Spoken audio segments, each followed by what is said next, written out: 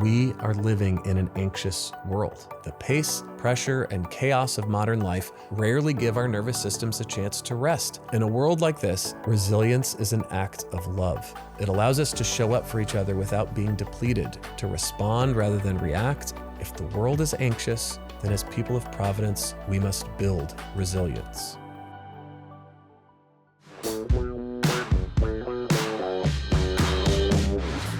Welcome to Walk the Walk, where we go beyond talking the talk. I'm Scott McLarty, head of Providence High School in Burbank, California, and in this show, we talk out of school about growing up and being a grown-up, about learning and leading for a better world. Let's get into it. Welcome to Walk the Walk. I'm Scott McLarty, head of school at Providence High School. Anxiety has a way of sneaking up on us. It rarely announces itself loudly at first. It shows up as restlessness, irritability, exhaustion, overthinking, and a constant sense that something is about to go wrong. And then one day we look around and realize it's no longer occasional, it's ambient. According to Bob Johansen, Jeremy Kirschbaum, and Gabe Cervantes in their 2025 book, Leaders Make the Future, 10 New Skills to Humanize Leadership with Generative AI, anxiety carries with it a sense of helplessness, a fear that no matter what we do, it will be the wrong thing. In an anxious world, we're constantly waiting for the next disaster to strike. Every choice appears potentially disastrous and is likely to make things worse as to improve things. We are living in an anxious world. Not anxious because people are weak or fragile, but because the pace, pressure, and chaos of modern life rarely give our nervous systems a chance to rest. News travels instantly, expectations are constant, boundaries blur. Even good things like opportunity, connection, and information arrive without pause. In a world like this, anxiety isn't a personal failure, it's a predictable response. If the world is anxious, then as people of Providence, we must build resilience. Resilience is often misunderstood. It's not about toughing it out or pretending everything is fine. It's not grit for grit's sake. True resilience is the capacity to return to ourselves, to recover, to regulate, and to re-engage with clarity and compassion. Resilience is not something we either have or don't have. It's something we practice.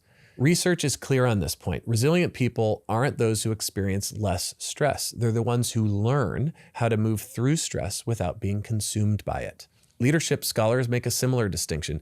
In Harvard Business Review, anxiety is described not simply as pressure, but as a loss of steadiness, something that spreads quickly through individuals and organizations when people lack the tools to regulate themselves and support one another. Resilience, then, is less about eliminating anxiety and more about learning how to lead and live through it. At Providence, resilience is deeply connected to our understanding of the human person. We are not machines built for constant output. We are embodied souls, mind, body, spirit, and webs of relationships. When one part is ignored, the whole system suffers. The Sisters of Providence understood this. Their work was demanding, often overwhelming, and rarely secure. And yet they built dozens of enduring institutions through lives anchored in prayer, community, and service. Their resilience did not come from certainty about outcomes, but from trust in God's faithful presence and a commitment to care for one another along the way. So what does building resilience look like in practice? Well, here are some things that we can practice together. Tend to the nervous system. Resilience begins in the body. Breath, movement, sleep, and stillness matter more than we often admit. Simple practices, pausing to breathe, stepping outside, stretching, walking, all help signal safety to our nervous systems and create space for clearer thinking. Create rhythms, not just routines. Routines help us function. Rhythms help us recover. Build intentional cycles of work and rest and play, engagement and renewal. Sabbath, however you practice it, is not an interruption of productivity, it's a condition for it. Name what you're feeling without letting it define you. Resilient people don't avoid emotions, they relate to emotions wisely. Anxiety loses power when it's named gently and honestly. This is how I'm feeling is very different from this is who I am. Borrow strength from others. Resilience is communal. It's a team sport. When we are depleted, we lean on the strength of those around us. This is not weakness, it's wisdom. Social engagement allows resilience to be shared rather than carried alone. Root yourself in meaning. Resilience grows when our lives are oriented towards something larger than ourselves and immediate comfort. Purpose, faith, and service don't eliminate anxiety, but they help us move through it with courage.